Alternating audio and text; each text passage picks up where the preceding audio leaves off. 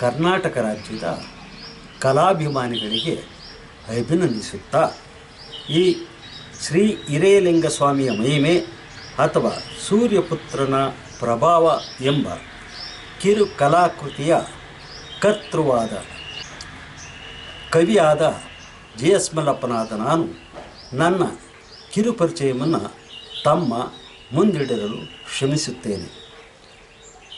ಕರ್ನಾಟಕ ರಾಜ್ಯದ ಹಾಸನ ಜಿಲ್ಲೆಯ ಅರಸೀಕೆರೆ ತಾಲ್ಲೂಕಿನ ಕಣಕಟ್ಟೆ ಹೋಬಳಿ ರಾಂಪುರದ ಗೊಲ್ಲರಹಟ್ಟಿಯಲ್ಲಿ ವಾಸವಾಗಿರುವ ಮೃಡನ ಭಕ್ತರಾದ ದಿವಂಗತ ಆರ್.ಎಂ. ಸಿದ್ಧಲಿಂಗಪ್ಪ ಮತ್ತು ಸಾಧ್ವಿ ಶಿರೋಮಣಿಯಾದ ಶ್ರೀಮತಿ ದಿವಂಗತ ಗಂಗಮ್ಮನವರ ಗರ್ಭಸಂಜಾತನಾದ ಜಿ.ಎಸ್. ಮಲ್ಲಪ್ಪನಾದ ನಾನು ಈ ಕಿರು ಕಲಾಕೃತಿಯನ್ನು ನನ್ನ ಸ್ವಯಂ ವೇದ್ಯದಿಂದ ನನ್ನ ವಿವೇಚನೆಗೆ ತಕ್ಕಂತೆ ಸ್ವಯಂ ಕೃತಿಯನ್ನು ರಚಿಸಿ ತಮ್ಮೆಲ್ಲರ ಮುಂದೆ ಇಡಲು ಬಯಸುತ್ತೇನೆ.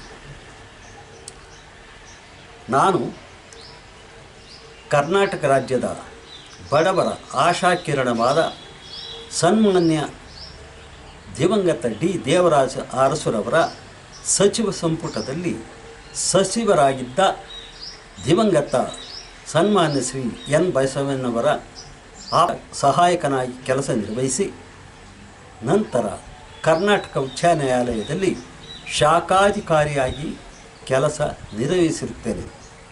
ಶ್ರೀ ಹಿರೇಲಿಂಗಸ್ವಾಮಿಯ ಕೃಪಕಟಾಕ್ಷದಿಂದ ಯಕ್ಷಗಾನದಲ್ಲಿ ಮಾಲತಿ ಭಟ್ಟರವರು ಅವರ ಸಹಯೋಗದೊಂದಿಗೆ ಯೂಟ್ಯೂಬಿನಲ್ಲಿ ಅಳವಡಿಸಿ ಚಾನಲ್ಲುಗಳ ಮುಖಾಂತರ ಈ ಕಿರುಕಲಾಕೃತಿಯನ್ನು ರಚಿಸಿ ದೈವಿಕ ಪ್ರಜ್ಞೆ ಬೆಳೆಯಲೆಂಬ ಸದುದ್ದೇಶದಿಂದ ತಮ್ಮ ಎಲ್ಲರ ಮುಂದಿಟ್ಟು ಓದುಗರ ತಮ್ಮೆಲ್ಲರ ಆಶೀರ್ವಾದವನ್ನು ಪಡೆಯಲು ಇಚ್ಛಿಸುತ್ತೇನೆ. ಕಥಾ ಸಂಕಲನವನ್ನು ಪ್ರಾರಂಭಿಸುವ ಮುನ್ನ ಗಣಪತಿಯ ಸ್ತೋತ್ರವನ್ನು ಮಾಡುವುದು ಸೂಕ್ತ. ಇಲ್ಲಿ ಗಣಪತಿ ಸ್ತೋತ್ರವನ್ನು ಈಗ ಪ್ರಾರಂಭಿಸ್ತಾ ಇದ್ದೀನಿ. ದಿವಿಜಾರ ಪ್ರಿಯ ಕರನೆ ಮೂಷಿಕವಾಕನನೆ ಸೊಂಡೀಲ ಗಣಪನೆ ಕರುಣಾದಿಂ ಕಾಯೋ ಸದಮಲ ಚರಿತಾನೆ ಸರ್ವಾತ್ಮ ಕಾರ್ಯಾನಿ ತ್ರಿಜಗ ವಂದಿತಾನೆ ಮುದ್ದು ಗಣಪನೆ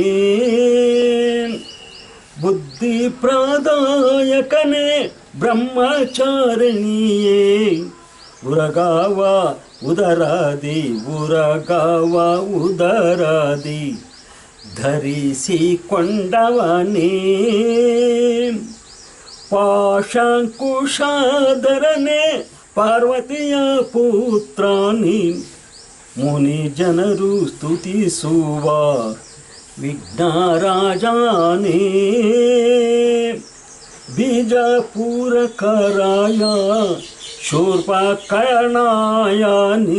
ಸಾಂಗಾದಿಂ ಕೇಳಯ್ಯ ಬೇಡುವೆ ತಂದೆ ಕಥೆಯನ್ನು ಬರೆಯುವೆನು ಕರುಣೆಯ ತೋರಯ್ಯ ಸರ್ವಶಕ್ತಿಯ ನೀಡಿ ಕಥೆಯ ಬರಸಯ್ಯ.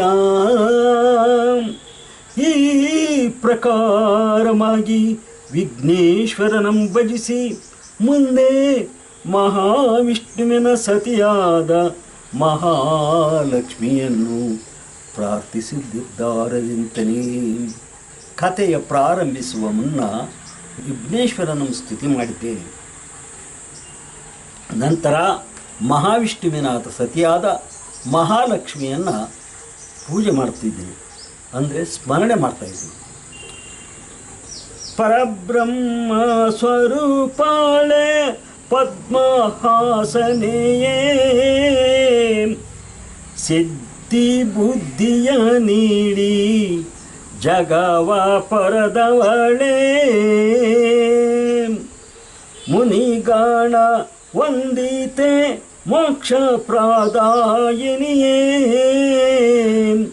ಮಂಜೂಲ ಭೂಷಣಿಯೇ ಮಂಜೂಲ ಭೂಷಣಿಯೇ ದೇವಾನುತೆಯೇ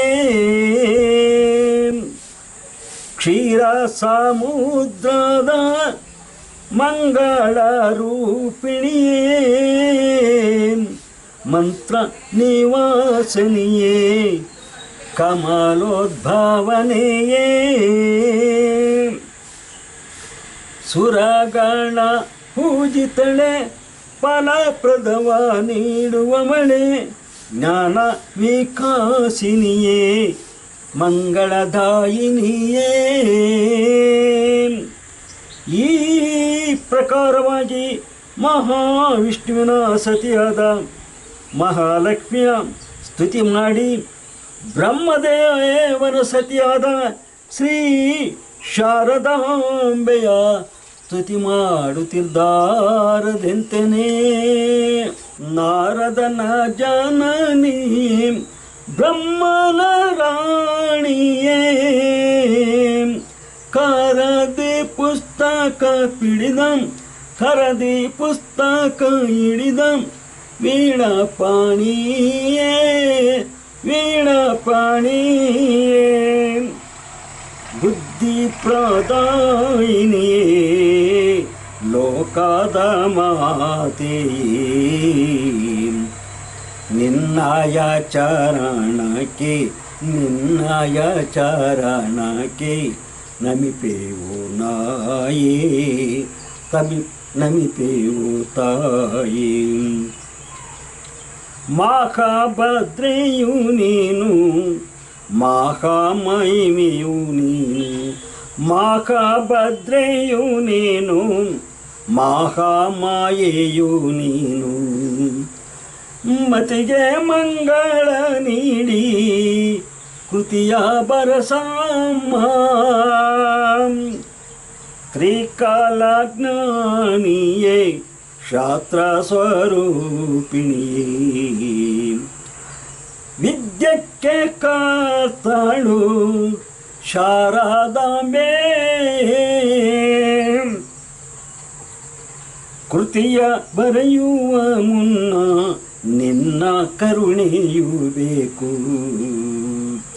ಕೃತಿಯ ಬರೆಯುವ ಮುನ್ನ ನಿನ್ನ ಕರುಣೆಯೂ ಬೇಕು ಚೈತನ್ಯವ ನೀಡಿ ಕಥೆಯ ಬರಸಮ್ಮ.